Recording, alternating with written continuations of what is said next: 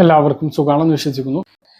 Passport ഉപയോഗിക്കുന്ന ആളുകൾ അറിഞ്ഞിരിക്കേണ്ട വളരെ പ്രധാനപ്പെട്ട ചില മാറ്റങ്ങൾ പാസ്പോർട്ട് നിയമത്തിൽ വന്നിട്ടുണ്ട്. ആരൊക്കെയാണ് ബാധിക്കുക, ആവശ്യമായ രേഖകൾ, പുതിയ പാസ്പോർട്ടിന്റെ സവിശേഷതകൾ, പാസ്പോർട്ടിൽ ചില കാര്യങ്ങൾ ചെയ്താൽ അറസ്റ്റ് ഉൾപ്പെടെയുള്ള നടപടികൾ നേരിടേണ്ടി വന്നേക്കാം. ഇത് ഉൾപ്പെടെയുള്ള അറിയിപ്പുകളാണ് വീഡിയോയിൽ പങ്കുവെക്കുന്നത്. വീഡിയോയുടെ വിശദാംശങ്ങളിലേക്ക് കടക്കുന്നതിന് മുമ്പ് കൂടുതൽ ആളുകളിലേക്ക് ഇൻഫർമേഷൻ എത്താൻ ഷെയർ ചെയ്യുക, ലൈക്ക് ചെയ്യുക. ഫേസ്ബുക്കിലൂടെ കാണുന്ന ആളുകൾ ഫോളോ ചെയ്യുക. വീഡിയോയുടെ വിശദമായ വിവരങ്ങളിലേക്ക് വരാം. ഇന്ത്യൻ പാസ്പോർട്ടുകളിൽ ഇനി ഉപയോക്താക്കളുടെ സ്വകാര്യ വിവരങ്ങൾ വെളിപ്പെടുത്തുന്ന ചില വിവരങ്ങൾ ഉണ്ടാകില്ല. ഇപ്പോൾ പുതുതായി നൽകുന്ന പാസ്പോർട്ടിൽ ഉപയോക്താവിന്റെ വിലാസം ഉണ്ടാകില്ല. പകരം പേജിലെ ബാർകോഡ് സ്കാൻ ചെയ്തുകൊണ്ട് ഇമിഗ്രേഷൻ ഉദ്യോഗസ്ഥർ ഡാറ്റ കളക്ട് ചെയ്യും. മാത്രമല്ല, വിവാഹമോചിതരായ കുടുംബങ്ങളിലെ സിംഗിൾ പേരന്റുമാർക്കും കുട്ടികൾക്കും ബുദ്ധിമുട്ടുകൾ ഒഴിവാക്കാൻ മാതാപിതാക്കളുടെ പേരുകളും ഒഴിവാക്കും. മാത്രമല്ല, പാസ്പോർട്ടിന്റെ നിറവും മാറും.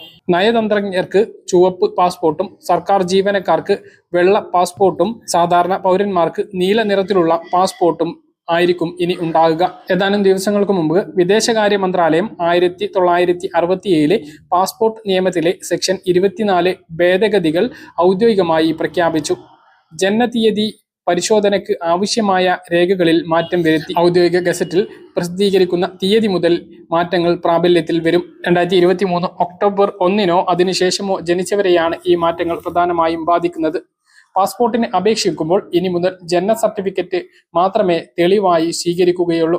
1969 ജനന മരണ രജിസ്ട്രേഷൻ ആക്ട് പ്രകാരം ഇത് നൽകാൻ അധികാരപ്പെടുത്തിയ മുനിസിപ്പൽ കോർപ്പറേഷൻ മറ്റേതെങ്കിലും അധികാരിയോ നൽകിയ ജനന സർട്ടിഫിക്കറ്റാണ് ഇതിന് വേണ്ടത്.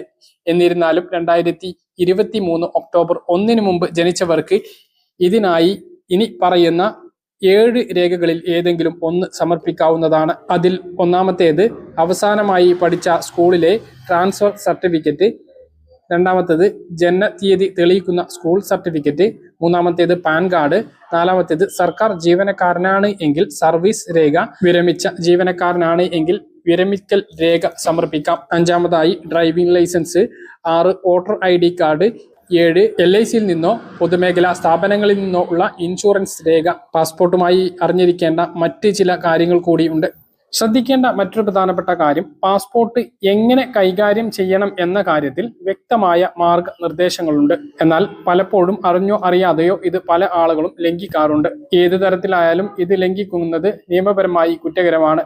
അറസ്റ്റിന് വരെ സാധ്യതയുണ്ട്. യാത്രാ ചരിത്രം മറച്ചുവെക്കൽ, പാസ്പോർട്ടിൽ കൃത്രിമം കാണിക്കുക, പാസ്പോർട്ടിലെ പേജുകൾ കീറിക്കളയുക എന്നിവയൊക്കെ കുറ്റകരമായിട്ടുള്ള പ്രവർത്തികളാണ്. ഇങ്ങനെ ചെയ്യുകയാണ് എങ്കിൽ ഇന്ത്യൻ ശിക്ഷാ നിയമം 420, 465 വകുപ്പുകൾ പ്രകാരം ജയിൽ ശിക്ഷയോ പിഴയോ രണ്ടും കൂടിയോ ലഭിച്ചേക്കാം. വഞ്ചന, വ്യാജരേഖ ഉണ്ടാക്കൽ എന്നീ വകുപ്പുകൾ പ്രകാരമാണ് കേസ് രേഖപ്പെടുത്തുക. Passport act 1967 section 12 പ്രകാരവും കേസെടുക്കുന്നതാണ്. മനഃപൂർവ്വമല്ലാതെ പാസ്പോർട്ടുകൾക്ക് കേടുപാടുകൾ സംഭവിച്ചാൽ അത് പരിഹരിക്കാനുള്ള മാർഗങ്ങളുണ്ട്. വിലാസവും പാസ്പോർട്ട് നമ്പറും ഫോട്ടോയും നഷ്ടമാവാത്ത രീതിയിലാണ് കേടുപാടുകൾ സംഭവിച്ചിട്ടുള്ളത് എങ്കിൽ തൽക്കാൽ പദ്ധതി പ്രകാരം പാസ്പോർട്ട് പുതുക്കി കിട്ടാൻ അപേക്ഷകൾ സമർപ്പിക്കാം. 1 മുതൽ 3 പ്രവൃത്തി ദിവസത്തിനുള്ളിൽ ഇതിന്റെ സേവനം ലഭ്യമാവുന്നതുമാണ്. 36 പേജുള്ള പാസ്പോർട്ട് ഇപ്രകാരം ലഭിക്കാൻ 3500 രൂപ ചെലവാകും. 60 പേജിനാണെങ്കിൽ 4000 രൂപയോളം നൽകേണ്ടി വരും. അതേസമയം വിലാസത്തിനോ പാസ്പോർട്ട് നമ്പറിനോ ഫോട്ടോക്കോ കേടുപാടുകൾ സംഭവിക്കുകയാണ് എങ്കിൽ ഈ തൽക്കാൽ സേവനം ലഭ്യമാവുകയില്ല. മറ്റൊരു പ്രധാനപ്പെട്ട കാര്യം, വിദേശ യാത്രകളിൽ നമ്മുടെ പാസ്പോർട്ടുകൾ നഷ്ടപ്പെടുകയാണ് എങ്കിൽ നമ്മൾ എന്ത് ചെയ്യണമെന്ന് പല ആളുകൾക്കും അറിയില്ല. അങ്ങനെയുള്ള സന്ദർഭങ്ങളിൽ അതാത് രാജ്യങ്ങളിലെ ഇന്ത്യൻ എംബസിയും കോൺസുലേറ്റുകളും നമ്മെ സഹായിക്കുന്നതാണ്. അങ്ങനെയുള്ള സന്ദർഭങ്ങളിൽ നമ്മെ അതാത് രാജ്യത്തെ ഇന്ത്യൻ എംബസികളും കോൺസുലേറ്റുകളും നമ്മെ സഹായിക്കുന്നതാണ്. പാസ്പോർട്ട് വിദേശത്ത് വെച്ച് നഷ്ടമാകുകയാണ് എങ്കിൽ